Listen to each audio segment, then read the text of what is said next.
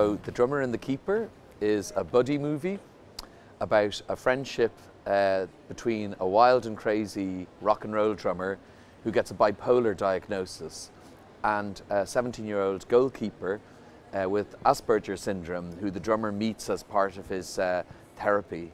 It's a movie about their relationship. I think the inspiration for the film is kind of in two parts. I think in terms of the characters, I'd been in rock bands for a long time and I'd met lots of musicians with mental health issues, and very often they didn't realize they had mental health issues because rock itself is a kind of it's an area of life which is quite a bit bipolar. You're expected to behave in an extreme way. So lots of people go there who, you know, they don't get called out the way they would if they worked in a bank. So I felt I knew that world quite well, and then I have a child who has Asperger's, so I kind of, through him, I've met lots of people with autism, and I felt I knew those two worlds. So I knew those two characters well, but I think the ultimate inspiration for the film is that I've often noticed in life that when we're at our moments of worst crisis, all of our usual friends we choose and we all get on very well with, we all think the same way as, and we have lots in common with, those friends tend to be kind of useless in moments of crisis. It's not really their fault, it's just you chose those friends for a different role. But at those moments of crisis, very often the strangest people appear in your life, and those are the people who actually are helpful. They are the people you need. So I really wanted to make a film about friendships that you would never choose or expect, but are actually really important and save you. I think it's so hard to make a film. I think anybody who sets out to make a film, you know, you don't do it about something you don't care about. I mean, I've written lots of film scripts and, you know, most of them don't have either mental health issues or autism in them. But I think it's absolutely true that I knew that story well, and I cared about that story. So, but I think all films are personal. I think it's so hard to make a film. You can't make a film unless you really care about the story.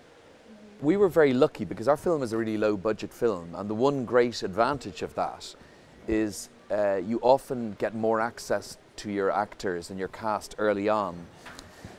Because we knew we were dealing with a film which is about issues which are quite important to a lot of people, we really wanted to prepare properly, and so the actors, I had a lot of rehearsal time with them, and in that time we introduced Dermot, who plays Gabriel, who's got bipolar.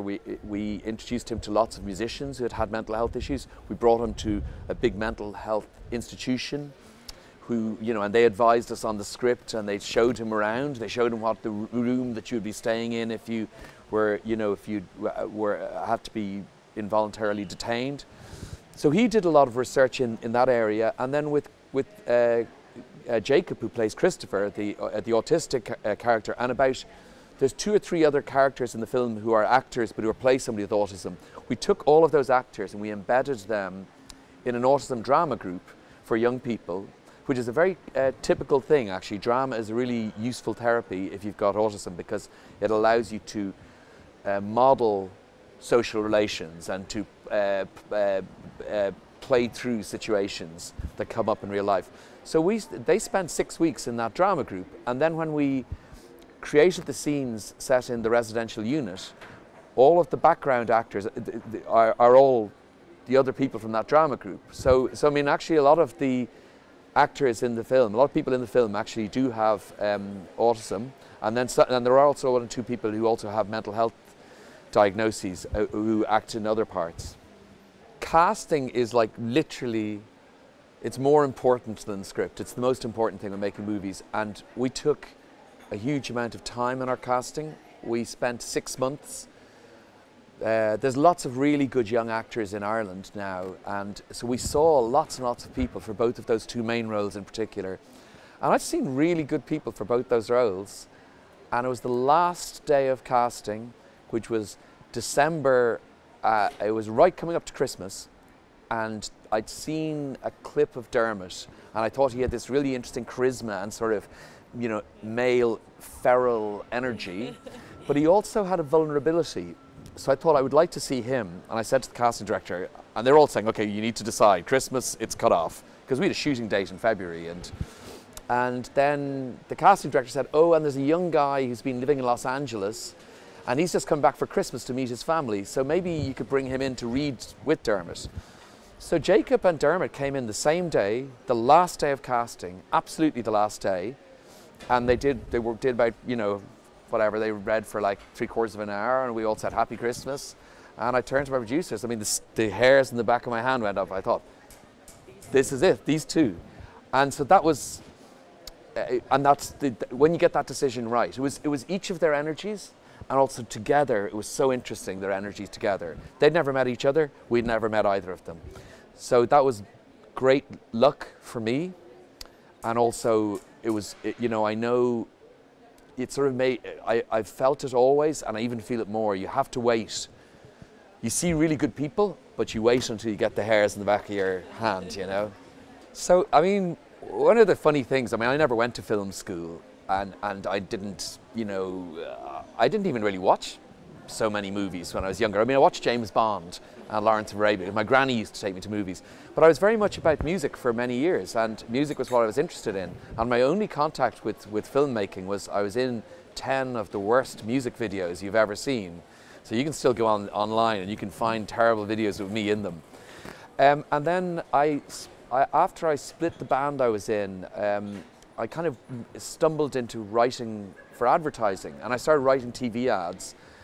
And I found, first of all, I think because I was, when you write rock songs, you write very succinctly. You try to say things in a very short amount of time, with very few words, and you're always trying to look for a picture. You're always trying to write a picture, like an itsy bitsy teeny weeny yellow polka dot bikini, or you're always looking for someone left a cake out in the rain, like a visual image that will bring a whole lot of story with it. So when I started writing advertising, my first 4 ads I wrote for Guinness, they had 1 word of dialogue between the first 4 ads, which was sorry, but the other was no. So I realized I could write in pictures. And from that, on an ad shoot one day, I just asked the producer, I said, I'd love to try directing someday. And he said, well, if you get me a script by next Wednesday, there's a competition. The Irish Film Board have a competition. So I took an old rejected advertising script, changed it a bit, and they gave me the money, and I suddenly was up and running. But I think, though I've gone to lots of courses and I've read loads of books about filmmaking now, but I actually think that there's skills you learn as a musician, in particular, which are really, really similar to the skills you need for a musician. Much more than even if you're a photographer, much more than if you were a novelist, maybe even more than if you were a playwright. Because for music, like film, it's all about rhythm, and it's all about structure. You know, a pop song, it's not a pop song if it's not a chorus after 50 seconds. And then it's all about, you're terrified for people getting bored. You're terrified they're going to switch the radio or change, and so it's the same. You don't want people to change the channel. So if it's a boring scene, get out quicker, get in later. So I think a lot of those skills are really similar. And then the other huge skill is music and film. In both those mediums, you're dealing with many, many other humans as well.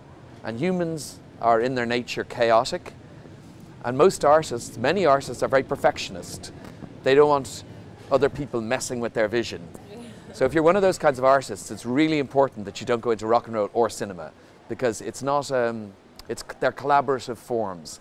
And you kind of have to love the chaos of other humans rather than being terrified by it. And I sort of love the chaos of other humans. So even though I didn't study film, I felt rock and roll was a really good training ground for me.